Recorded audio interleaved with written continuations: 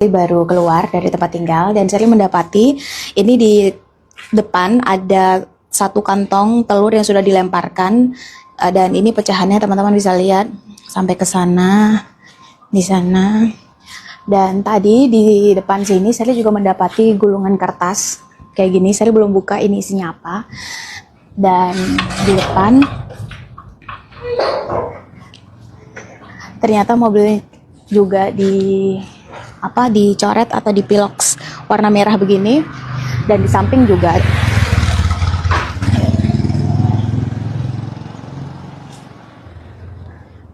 Nah, kita coba lihat ini suratnya isinya apa. Kita coba buka ya.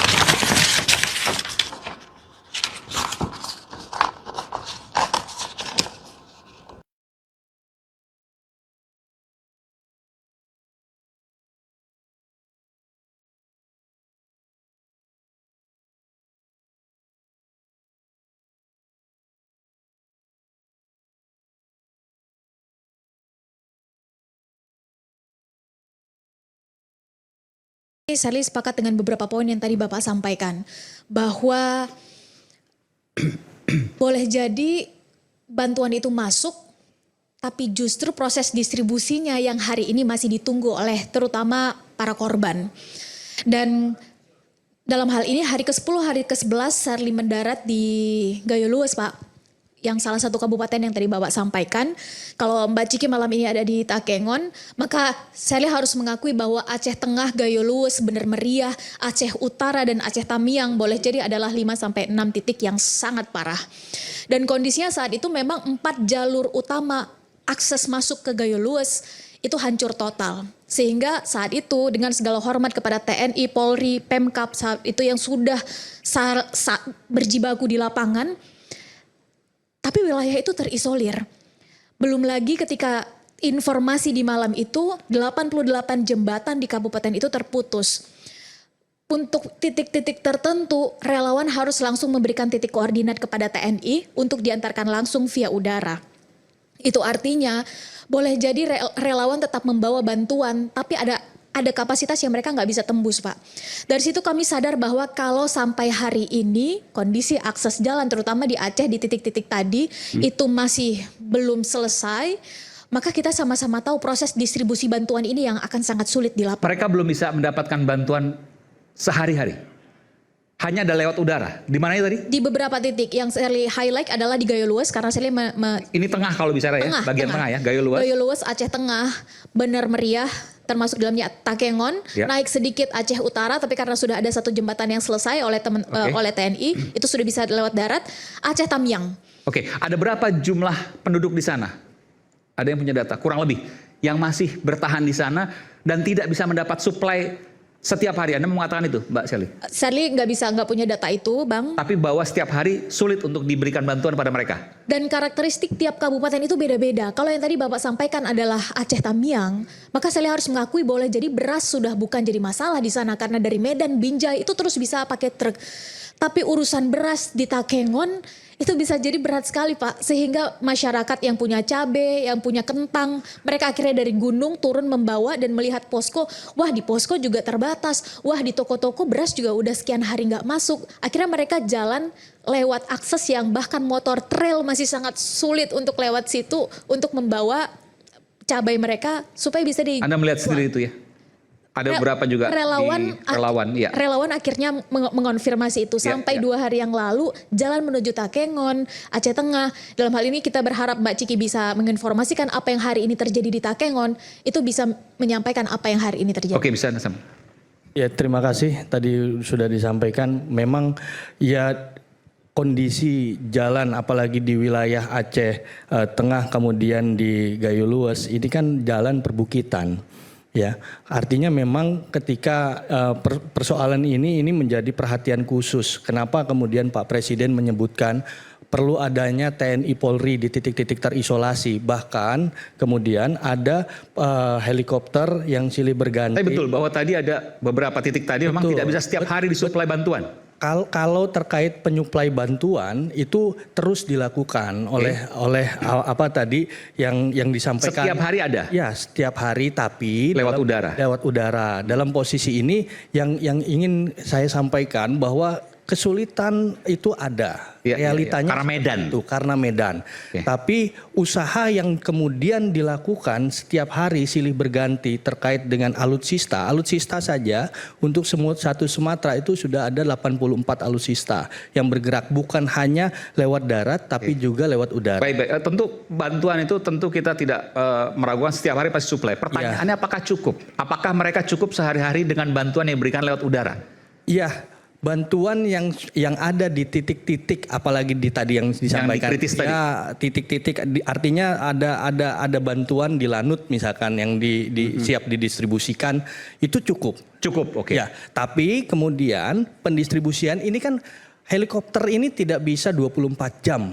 Kemudian terus menerus dan sebagainya, bolak-balik. Nah, dalam posisi ini yang kemudian ada sifatnya airdropping dan di bawah ada TNI Polri yang kemudian menyambutnya. Di tempat yang terisolir tadi sudah ada anggota TNI di sana yang kemudian menang. Sudah ada. Kemudian jadi mereka nggak pernah ditinggalkan sendiri. Tidak pernah ditinggalkan sendiri. Gitu. Artinya dari awal Pak Presiden mengatakan bahwa satu nyawa itu sangat berharga. Artinya dalam posisi ini tidak boleh ada satu orang pun ditinggalkan. Dan dalam posisi ini juga silahkan kita bahu-membahu untuk kemudian membantu. Jadi artinya saya ingin mengatakan ayo kita bersama-sama untuk kemudian tidak ada lagi diksi yang kemudian kita bersama-sama untuk melakukan aksi sosial kepada masyarakat. Saya terima kasih banyak Mbak Sherly kemudian bisa bersama-sama dengan komunitas sosialnya, bersama-sama masuk ke titik-titik yang memang luar biasa. Bahkan artinya dalam posisi ini tentara, TNI, Polri dengan teman-teman relawan, saya menghitung ada 7.923 relawan. Relawan yang kemudian masuk dan berkolaborasi juga dengan TNI Polri. Kemarin saya diskusi dengan teman-teman di UI dan di sana mereka mengirim untuk psikososial. Dua hal. Pertama adalah ada krisis kemanusiaan di sana. Yang kedua adalah tentang pertanyaan di benak publik. Dalam hal ini saya bicara sebagai masyarakat, Pak. Yang kedua adalah juga pengumpul donasi, relawan. Saya melihat sendiri bagaimana bantuan dari BNPB itu diturunkan dari atas pakai parasut tadi dan dari bawah TNI AU mengumpulkan itu. Jadi kondisinya boleh jadi benar semua sudah berupaya, tapi kalau ada satu yang hilang atau kita semua membutuhkan adalah komando. Yang kalau diharapkan dari pemerintah daerah 3 provinsi itu, ini 3 provinsi dengan karakteristik yang berbeda, maka boleh jadi harus pusat yang mengambil alih. Itu yang pertama. Maksudnya gimana? Komando harus pusat yang ambil alih. Kan sekarang pusat, TNI Polri kan pasti komando pusat.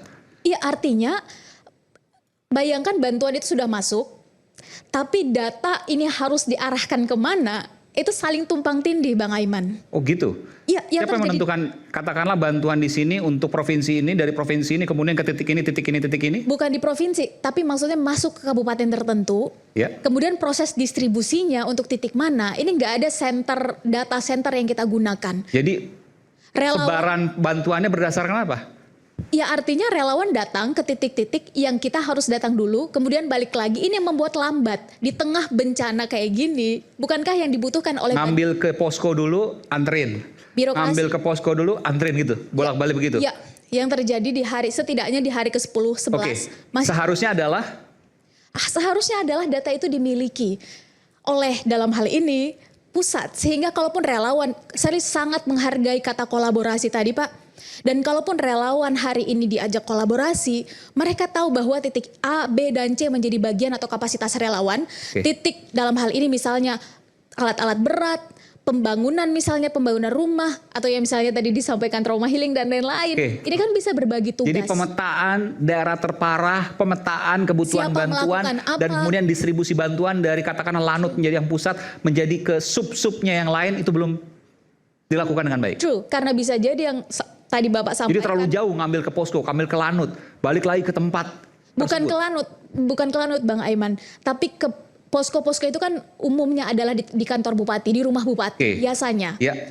Kalau per hari ini mungkin sudah ada posko-posko tambahan, ya tentu dalam hal ini progres tersebut yang ditunggu oleh. Dan itu harus diperbanyak karena kalau enggak terlalu lama ngambilnya, Betul. terlalu effort ngambilnya, terlalu costly, mahal ngambilnya, dan akhirnya Dan kita bermain bantuannya dengan tidak waktu. terlalu lama. Dan kita bermain dengan waktu. Yes. Masih ada nyawa-nyawa yang harus kita selamatkan layaknya tadi yang disampaikan oleh Bapak. Dan poin kedua saya adalah justru rakyat hari ini bertanya ada anomali yang terjadi. Maksudnya? Artinya adalah kenapa kondisinya antara tadi disebutkan beberapa statistik. Beberapa waktu yang lalu juga kita diberikan statistik-statistik tertentu yang ketika relawan hadir di lapangan nyatanya tidak demikian. Contoh, ketika listrik sudah disebutkan 90% ke atas sudah hidup dan menyala, tapi nyatanya tidak demikian. Contoh lain yang kedua misalnya tenda sudah sedemikian adanya misalnya di Aceh Tamiang, tapi nyatanya di saat statement itu keluar, data itu keluar, ternyata satu tenda masih diisi oleh 7 keluarga, mohon maaf. Ukuran berapa kurang lebih? Saya nggak tahu pasti ukurannya, tapi akhirnya tenda yang dimaksud itu baru hadir atau baru dipasang H-2 sebelum Bapak berkunjung. Artinya yang ingin saya highlight, Pak Presiden. Pak Presiden. Oke. Artinya yang kami highlight sebagai relawan yang saat itu memang ada di lapangan atau kawan-kawan yang nanti akan bergabung relawan malam ini, Mbak Ciki, bisa meng-highlight dalam hal ini apa yang terjadi di lapangan dengan apa yang menjadi laporan ke Bapak di pusat. Kami harapkan jangan ada yang berbeda. Anda melihat ada yang berbeda? Ada yang berbeda. Contohnya tadi, ketika listrik misalnya. Oke.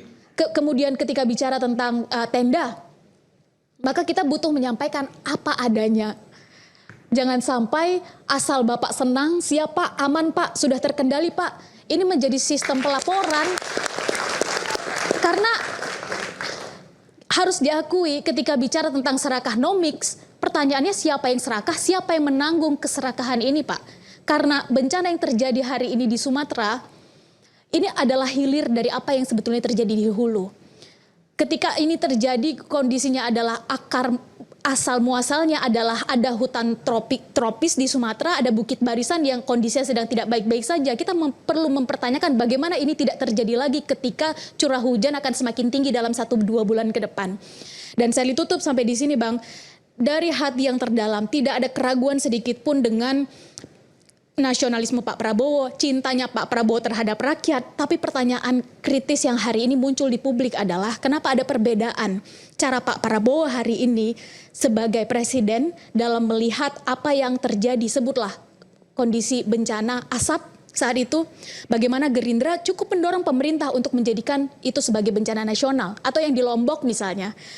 Dan hal yang sama hari ini terjadi dengan jumlah korban, kerusakan yang sangat masif, bahkan kalau konteks tsunami ini sudah melebihi tsunami dampaknya. Tapi kenapa tidak ada upaya untuk melakukan hal yang sama dengan kondisi bencana yang jauh lebih masif dampaknya? Bukan bencana nasional maksud Anda? Sampai sekarang belum ditetapkan. Dan itu menjadi pertanyaan buat Anda. Dan Nanti kita akan jawab setelah pas jeda, kami akan segera kembali, tetap bersama kami di Rakyat Bersuara. Oke. Dan publik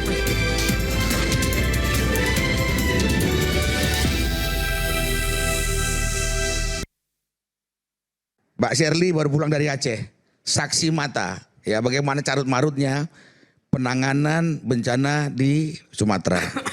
Ya, makanya saya bilang tadi, sehebat apapun